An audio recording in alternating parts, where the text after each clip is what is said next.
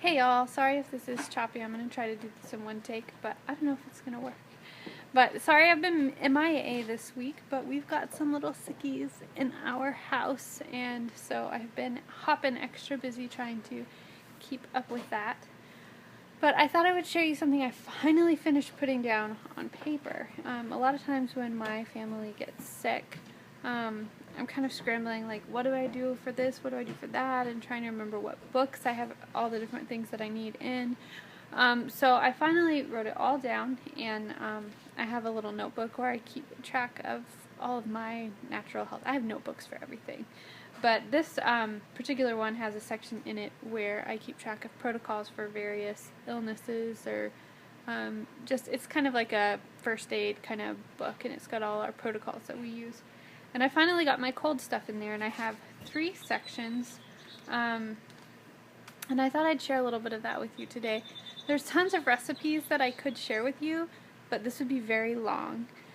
So I thought I would just kind of pull some of the key pieces of it, and if there's recipes that you're interested in, let me know and I can share that with you later.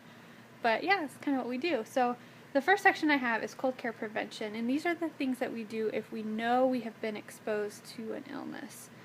This time we didn't get to use this. I'm using this, and those of us who haven't gotten sick are using these methods, but Samuel got sick. We don't know where he got his cold from. So, but of course the things to do are to increase fluid intake.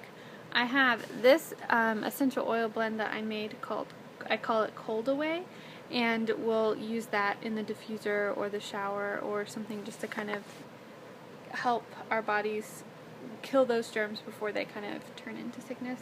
And you can also use lavender and lemon, or there's tons of oils that you can use. I've got all that listed out here. We also will definitely try to have pancakes with the elderberry syrup. I make elderberry syrup, and then we use that to make a pancake syrup that's got tons of elderberry in it to give our immune systems a boost. I want to start using astragalus tea or adding it to soups, because that also will give your immune system a boost. Of course, you can take vitamin A, C, D3, and zinc. Any of those or all of those will help. And I have a high vitamin C tea that I drink, and I use an anti-infectious air spray, which I usually use it more around the house once people are sick, but I use it to spray down furniture and just do whatever to kind of kill the germs in the air. Kind of like a natural version of Lysol, basically, is what it is. And then at the first signs of sickness, we start taking our elderberry syrup, or Sambucus if you get it over the counter, a little bit more intensive, like daily dosages, we'll start taking. And I also have, these are some cold care capsules that I make out of powdered herbs. And it's got things like cayenne pepper and ginger and all sorts of good, golden seal and echinacea. So we'll start taking those, and I have all my dosages written down here. Of course, extra rest when we're sick or feel like we're getting sick. And we'll start running the humidifier. And if I have them, I like to add a little bit of various hydrosols to that, to kind of help with symptoms and also to help kind of clear the air. I don't like to use essential oils in my humidifier because it can damage it. And I also don't like using that high amount of oils, especially around Timothy, but also with Samuel because they're so little. So I like to use the hydrosols in the diffuser instead.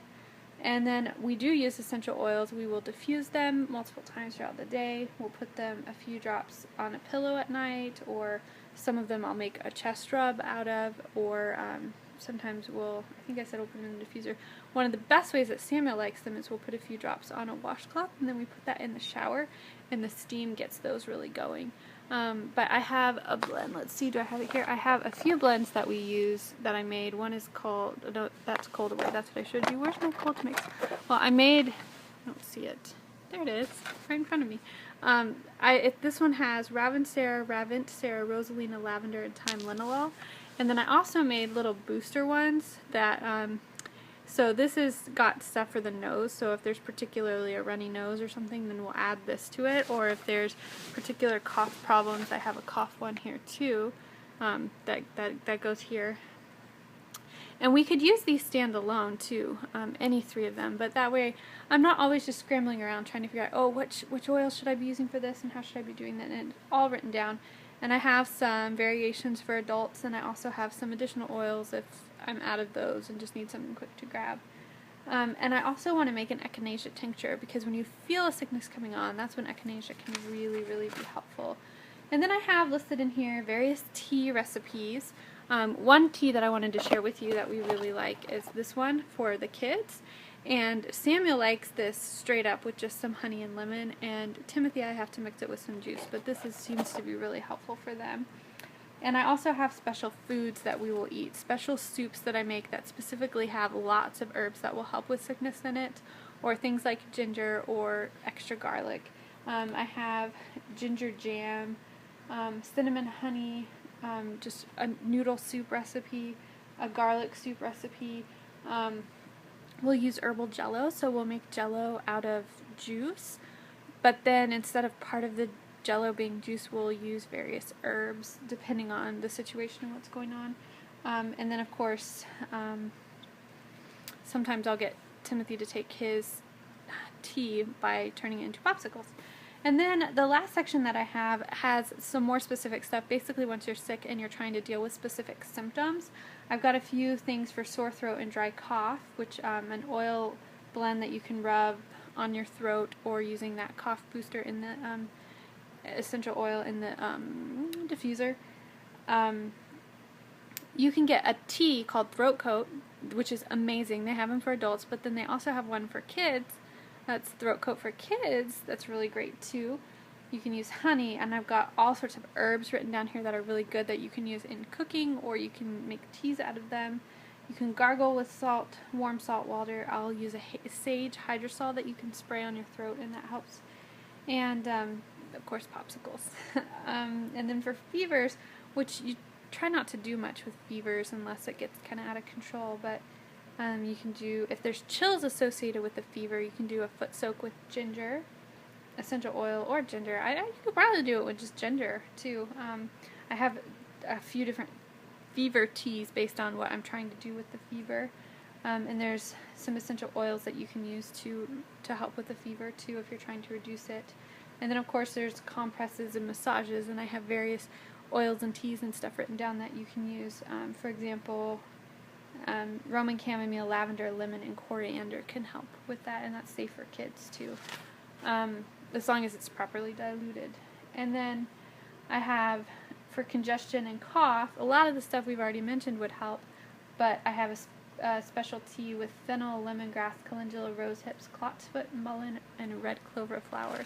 And so I just have all of this written down, and that's kind of what we do. And I expect over time that this will change. We'll find that we don't use some of these as much. We'll find that there's new things that we're trying that seem to be working pretty well. But basically, this way, when there's sickness going on and things are crazy, I'm not trying to think about where's that recipe, what do I do, how do I do this. I can just open up my book and say, okay, bam, I'm going to do these things today. And some of them have been we've found really good success using the elderberry. In fact, I'm out of elderberry syrup, and I can't find elderberries anywhere to make more. And so we haven't been using that, and I wonder if that could be part of why we're getting sick. I don't know.